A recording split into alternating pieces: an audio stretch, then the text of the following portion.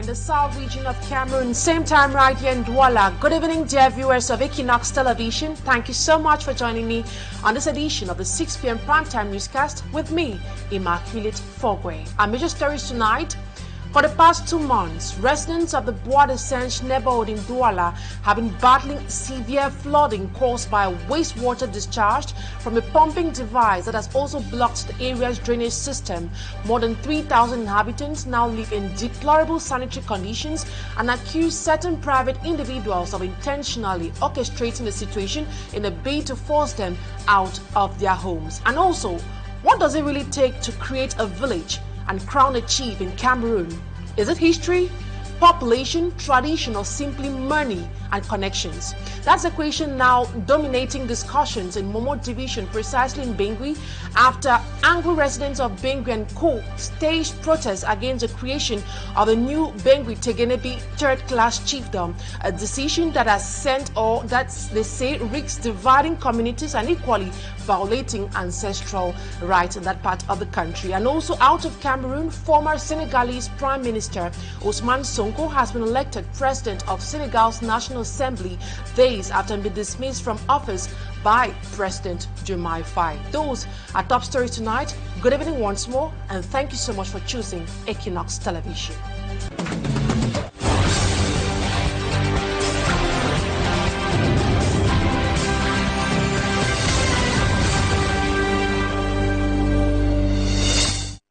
We begin this newscast right here in the city of Douala as tensions erupted at the Banya neighborhood in the Douala 5 subdivision earlier this week as municipal police carried out demolitions on a disputed piece of land, triggering outrage among local residents who accuse the council of illegally selling their property to a Chinese company. And the affected residents are demanding due legal process and fair compensation for what they describe as multi-million francs investment, while officials of the Douala 5 Council have firmly denied the allegations. Malaglary has more on that. This is the disputed piece of land in the Banya neighborhood located in the Douala 5 municipality. A local property owner claiming full ownership of the site states that construction on the plot began back in 2013. At the time, the local council had also announced plans for a road construction project in the area. Nous occupons ce terrain. Il y a des maisons dessus. Donc les concessions sont là. The property owner recalls discovering pillars surrounding the land one morning. Rather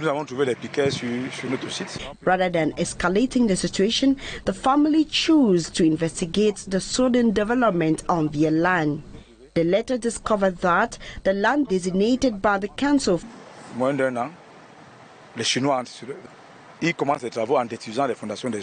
for a public road had allegedly been sold to a Chinese company.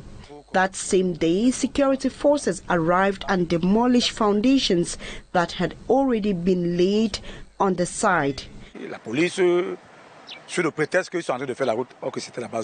According to the claimant, both the senior divisional officer and the mayor had previously instructed the accused parties to seek authorization from the landowners before launching any project.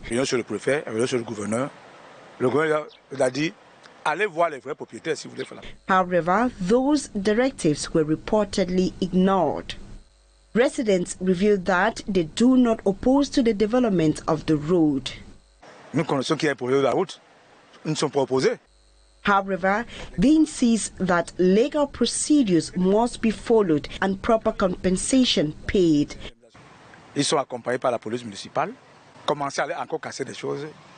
Renewed tensions flared in the area recently as individuals accompanied by municipal police arrived at the site to carry out further demolitions.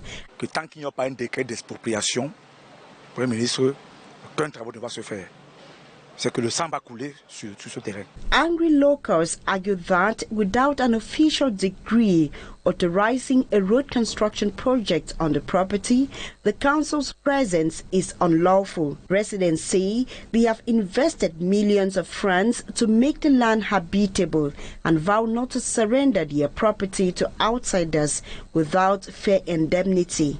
When contacted for comments regarding these allegations, officials at the Douala 5 Municipal Council denied all claims.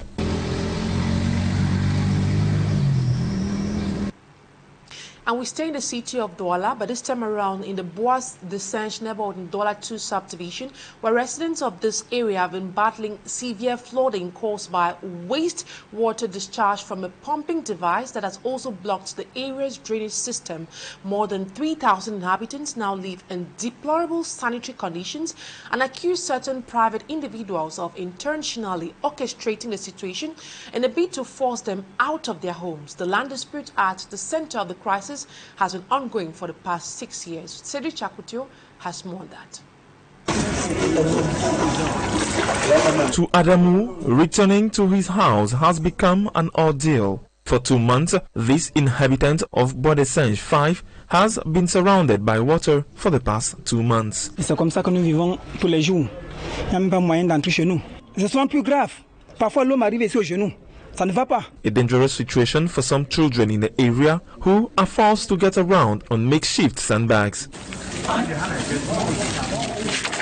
Adamu, a father of 3, says he now fears illness and accidents. Oui, ils sont à l'hôpital tous les jours, vraiment. Et nous sommes là, nous sommes les Camerounais. The cause of these floods is a pump that has been discharging dirty water into the neighborhood for the past 2 months. Residents accuse private individuals of having blocked the drainage system that previously allowed the water to flow away. As you are seeing us here, we have come out that we are going to continue this suffering, that we should come out and open the drainage, which those people are pumping. Those people over side there, they are pumping, and all this water is going right inside our houses. On the ground, some residents are trying to limit the damage themselves. With makeshift equipment, they are trying to clear the water and restore the flow. When we go to them, they will say, "Get away here, poor people." We go to them, they will say, get away here, poor people. What have you people come here to do? Then we are only trying. We are trying here. We should open a drainage. Behind this situation, residents mainly cite a land dispute. According to them, these maneuvers are aimed at forcing them to abandon their land. Des gens qui pompent des eaux usées, qui viennent inonder la zone habitable de cette surface qui est relative au titre foncier numéro 1033, dont nous avons dénoncé la fraude. More than 3,000 residents are reportedly affected by this conflict, which has been ongoing for approximately 6 years. While awaiting possible interventions from local authorities, the residents of Bois de Sange 5 continue to live with the constant threat of flooding, enduring unsanitary conditions, fear and disease, and a feeling of abandonment.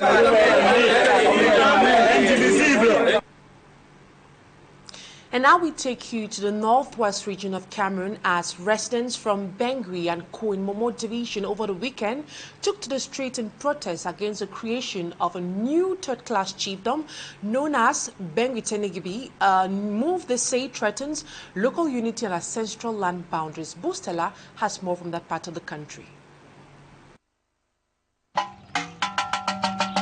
Residents of Bengui and Co in Momo division have taken to the streets to protest against what they describe as the splitting of Bengui village following the creation of a new third-class chiefdom known as Bengui Teganibi. Carrying the Cameroon flag, peace plans and placards bearing their grievances, the protesters marched alongside their traditional rulers through the streets of Bengui to hand a memorandum containing their grievances to the senior divisional officer for Momo. We are therefore shocked and deeply concerned by the recent decision allegedly taken by the senior divisional officer for Momo to create a new fandom called Bengui Teganibi without consultation with the founder of Bengui, his traditional council, and the people of Bengui.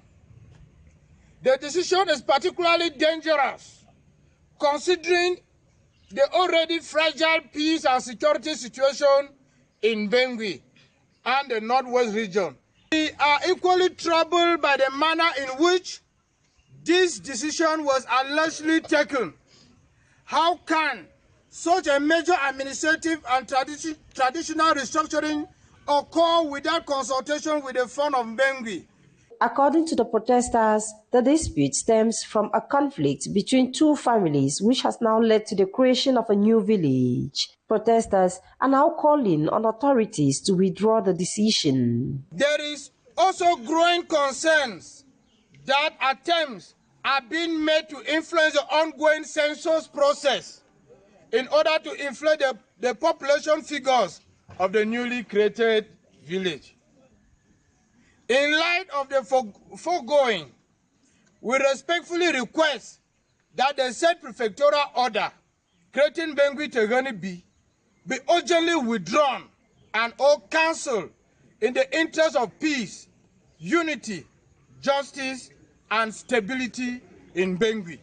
The population attempted to submit a memorandum to the Senior Divisional Officer of Momo, but upon arrival at the SDO's office, security forces reportedly requested an authorization for the protest, which the demonstrators did not have. The protesters then moved to an area known as Checkpoint, where traditional rites were performed.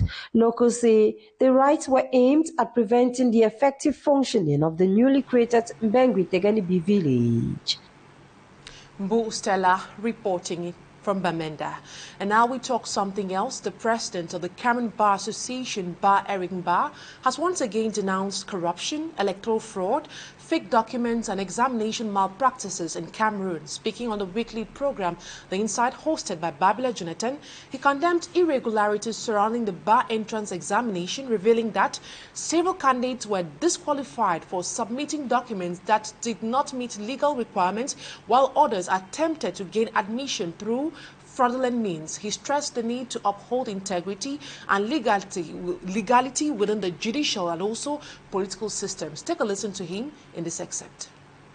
It's not different when you have people who want to be medical doctors come in with fake documents. Of course, we have a lot of fake of them. There are fakes in everything. We have fake politicians, fake everything. There are lots of them. It's not only in the legal field. We have fake drivers, people who fake, they learn their driving at the washing point. I don't know how they get driving license, if at all they have. So there's a lot of fake. You will be amazed with the kind of things that we saw during the period either of the exams and when we're receiving the documents. And for your information, there is a whole class. There's a whole class that the general paper that they wrote, the main jury, the jury has cancelled the results. What happened? Actually, the invigilator of that hall is actually behind bars. The invigilator got in, and each time that I or the team of supervisors got into that campus, he will alert the students or the candidates that the bâtonnier or the supervisors were coming. The candidates were looking from their books. Some were using their phones. And we are told that he even informed the candidates, anybody who wants to consult the internet. And that's what happened in that. So there was actually examination malpractice in that. The persons who did it and the persons who saw it or did not denounce it, they are all part of the commission of the offense, though in different levels. You have the actors, you have accomplices. Cameroon Bar President, Barrister Mba Eric Mba, speaking on the flagship program, The Inside with Babila Jonathan. Now we talk something else. A sensitization meeting held in Douala has highlighted Cameroon's efforts to boost private investment and equally drive economic transformation through new reforms and incentive policies aimed at improving the business climate. The meeting brought together business operators, public authorities, and experts to educate small and medium-sized enterprises and potential investors on the 2025 investment incentives, available business opportunities and government support measures designed to encourage business growth and also expansion. Innocent Aze reports on that. Cameroon's efforts to attract private investments continue to face a major challenge as many businesses, particularly small and medium-sized enterprises, remain poorly informed about existing investment incentives and administrative procedures. Despite reforms introduced since the 2002 Investment Charter, many enterprises still struggle with limited access to reliable administrative, fiscal, and regulatory information, preventing them from fully benefiting from available opportunities and state support mechanisms. From the past and from what we know, we see that they don't have the information, they don't take all the advantages provided by this incentives law. So it is good for them to be aware. To help address the situation, the Chamber of Commerce organized an awareness and information meeting for economic operators in Douala. It's a capacity building, it's an awareness seminar to help them to grow. One of the major goals of this initiative was to help the business community to take advantage of the incentives, investment incentives, through the new investment law of 2025. Officials from the Agency for the Promotion of Small and Medium-Sized Enterprises, the Investment Promotion Agency, and private sector companies outlined procedures for accessing fiscal and customs advantages, investment support measures, and business opportunities available under the new framework. L'ordonnance de 2020 vient essentiellement corriger les faiblesses de la loi de 2013. En effet, malgré les progrès enregistrés, authorities say the ordinance is expected to simplify investment procedures, promote industrialization, support small and medium-sized enterprises, reduce production costs, and stimulate job creation across the country. One of the major advantages is local content. This increases the local content. It promotes made in Cameroon products. It have various sectors such as food processing, agriculture, and even industrialization sector. Participants welcomed the initiative. This program was mind-blowing, and all we can hope and ask for is that the state should, through these agencies, should try as much as possible to always put these opportunities for us to benefit from. I would just want to end with thanking the state and also call on other fellow youths to believe in these programs. Through the initiative, organizers hope to strengthen public-private dialogue, build investor confidence, and encourage enterprises to rely more on support institutions, assisting businesses in Cameroon's ongoing economic transformation process. And now we take you out of Cameroon. Ousmane Sonko, who was recently dismissed as Prime Minister of Senegal by President Diomaye Faye, was today elected as President of Senegal's National Assembly. Sonko had all 165 votes, with no member of parliament voting against his candidacy. Ousmane Sonko now holds the second highest political position in Senegal. Staff lady Anabila has more on that. Senegal's parliament has elected Oustet's Prime Minister Ousmane Sonko as Speaker of the National Assembly, a move that could give him a powerful platform to challenge President Bassirou Diomaye Faye.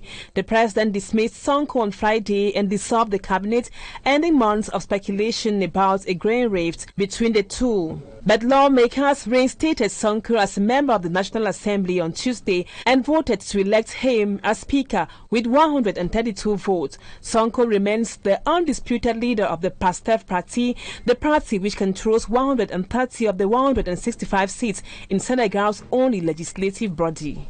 Ousmane Sonko received a long ovation after being elected, with no member voting against him and one abstaining, that is, according to the presiding member. Sonko was the sole candidate for the position of the President of the National Assembly. He replaces El Malik Ndiaye, a loyal supporter who resigned on Sunday, paving the way for the ex-Prime Minister's rise at the National Assembly. Some members of the opposition, however, say to become a lawmaker, Sonko should first have resigned as Prime Minister to sit, even temporarily, in Parliament before returning to government. President Diomaye Faye appointed Ousmane Sonko Prime Minister in April 2024 after winning the presidential election the previous month. Faye largely owes his position to Sonko, his one-time mentor, who would almost certainly have taken the top job as president had he not been barred from the presidential election due to a defamation conviction. The 51-year-old ex-Prime Minister and now President of the National Assembly of Senegal commands massive support across the country, especially among young people and within his party, PASTEF. The reports done by staff lady Annabella ends this first part of the news. Talking Point comes up next.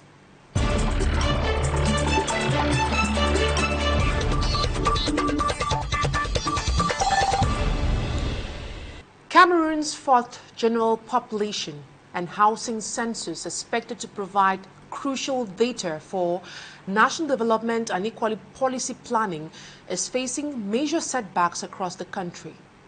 Thousands of enumerators recruited for the exercise last week suspended field operations and staged a protest in cities like Douala and Yaoundé over unpaid salaries and poor working conditions.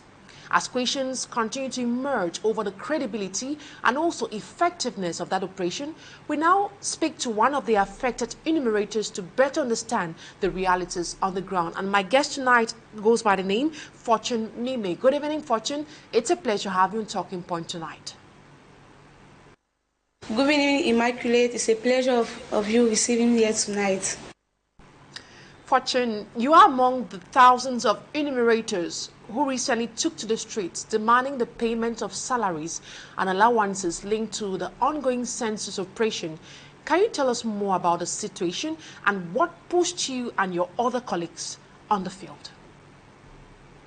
Yes, I'm out of the thousands of enumerators who went to the street to demand for our money. The contract was signed that first they have to pay us 10 days payment that have not been fulfilled. We was working with our hope in our head that they will pay us our 10 days payment, which will not be fulfilled. With that, we went angry and we went back to the field to demand for our money. Now, Fortune, you and your colleagues have complained about unpaid salaries and allowances. What exactly were you promised before the exercise began, and what has the reality been so far on the field? As for me, at the moment, I have not received anything because the formation money is not part of the work. The formation money is part of the formation we have received. So I have not received anything of the money. Some of my colleagues too. Others of my colleagues have just received 38,000. Now, you have talked about training. I guess you're talking about training, that you were given something after you were trained. But then, since the beginning of this operation, how much have you received so far? Were payments supposed to be done daily, weekly, or monthly?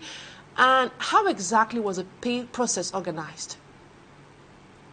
The population says we have to take 49 days. And in these 49 days, the payment has to be done after 10 days. After 10 days. And our salary is done after the work, like 1 month after the work. Yes, which make in total 332,000. The census was normally have to last 49 days. But with all what's happened, the issues of payment, now the census have been pushed up to the 15th of June. I'm not even sure that it will even last by then, because some of us have never fulfilled the first stage. The first stage that is identification and enumeration of families and houses. The payment, the field payment is supposed to be paid 10 days, not supposed to be paid after 10 days. After 10 days, we started the population census on the 27th. But on our contract, they told us to put there on the 24th. That was not true, because on the 24th they did not even pay us our formation. We were still waiting for our formation money to be paid. So we finally started on the 27th, and normally the payment have to be done every 10 days. Every 10 days, which is not done. The census exercise was initially expected to last 49 days, but with many enumerators reportedly suspending activities, Do you think these disruptions could affect the regional timetable and equally overall success of our operation? Yes, the question have to be reduced and simplified, because if you come in a household of 15 people, because the question is composed of the number of people in the household, every household have each question to answer. And if a household is composed of 15 people or 20 people, the question is very, very going to be long. The question is short for the household of 2 people, but up to 2 and above is very long, taking like 2 hours, 3 hours. Now, you are explaining about during the census exercise, several enumerators have raised concerns about the nature and length of some of the questions being asked, saying that the questionnaire is too long and sometimes uncomfortable for the population as an agent on the field. But now, without revealing confidential details, can you give us an idea of the types of questions being asked during that census exercise?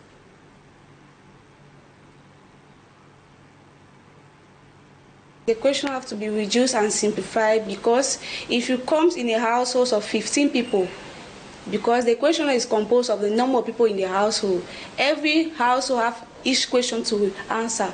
And if a household is composed of 15 people or 20 people, the question is very, very going to be long.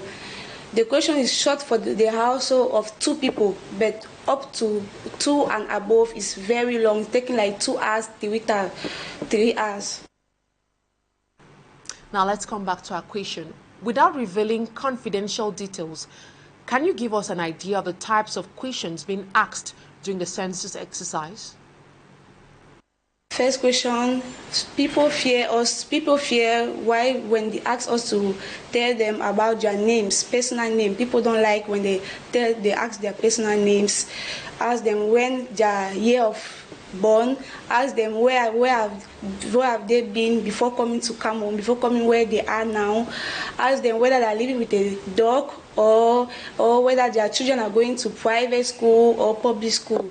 As for me, the question is very frustrating for some family, because they think that this question will make them to add import, to add incomes on incomes. They are afraid of the consequence of the question. This is why they don't even accept us to even start. Now, apart from the issue of unpaid allowances, what other challenges are enumerators facing during this operation? There are some families from family building houses. Like, you are coming in one compound that is building, maybe it's duplex.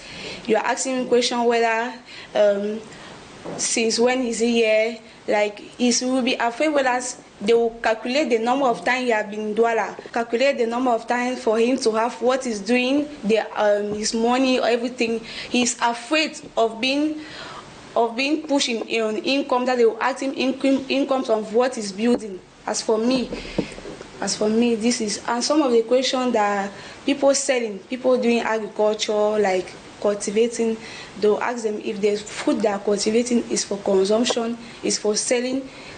So as for me, even if I'm one of the family, I will afraid that if they ask me one question about my incomes, about my agriculture I'm doing, whether if I'm selling it, it's normal I will be afraid, because they will think that it's income that they want to add in what I'm selling. Now, in the course of, before this interview, you told me that one of the enumerators was attacked by a bandit while carrying out this job on the field, and it occurred in Mapanda. Can you tell us where this happened and explain what exactly happened in the course of that incident? Mamanda, Bonaberi Mamanda. Yes, he went in one area, one household that was not like we are doing identification of households and enumeration.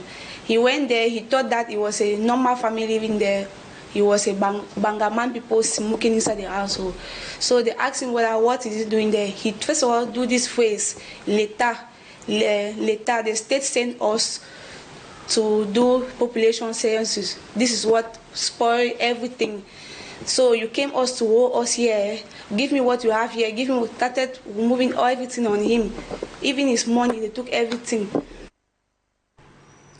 And in one of the reports aired here on Equinoxe TV, an enumerator explained that a dog was intentionally released to chase him away while carrying out his duties. Have you, or let's say any of your colleagues, experienced similar hostility from residents? No, but I faced one experience that one woman, even many houses where you are going, she does not want to hear about the state because she's assuming that she have built a household connected to water, but since 2 years there is no water. She's assuming that she went to school, going to school, having had her papers, everything, but she's not having no job. So they're very angry. On the field, people are angry of the government, angry of the state. They're very, very much angry of the state. So this situation makes us to not be secure because firstly, they do not even announce this census to the population. They are not announced of anything. They're taking us like that people that are coming to rob them, they're not taking us serious, insulting us everywhere. It could really be challenging working the field in such a condition. But then let's look at another angle. In regions affected by insecurity and displacement, particularly northwest and southwest regions where we have the Anglophone crisis that is still ongoing, and also in the farther regions which is affected by the ongoing security crisis because of Boko Haram insurgency, how difficult has it been to effectively collect information from households? Yes, we have a group where Marwa, Gawa, everybody are inside Betwa, Yaoundé, and people are snapping where they have to walk. It's bushy. The place is very full of grasses. They are even working with kettlers, their personal kettlers, to go and do the population census. It's not very well affordable. And apart from that, they don't even have the equipment like the boats that we mentioned. Nothing. It's very difficult. And as an enumerator, speaking to us, looking at your camera, what do you think authorities should urgently do to address concerns raised by enumerators and also restore confidence in the census process? For me, the authorities have to first of all stop the population census for the moment because nothing was put in place. As for me, nothing was put in place for the population census. Firstly, the phone we are working with is every time going up, is shutting down. As for me, it was not very well programmed, this population census. The note of the Prime Minister that they sent to us to present to household is not clear. Half of it is full, is not clear. They cannot read it. The badge they gave to us to go and present ourselves, there is no signature, no stamp on it. No, everything is not even going on very well. Even the bags they gave us to roll is not strong, it's cutting. Nothing is well, nothing is going well. For me, the first step, they have to seize the population census, or as they cannot seize it, they will just continue. But as for me, the result will not be exact. It will not be exact. Because some Marwa people, example, they are not working anymore. They are not working anymore. I don't know. They just have to cease or give our money so that we have to have the strength with our money to go and work back. No money, no work. Now, you mentioned that enumerators in Marwa have suspended activities. What about those in Douala and other parts of the country? Have they resumed work, or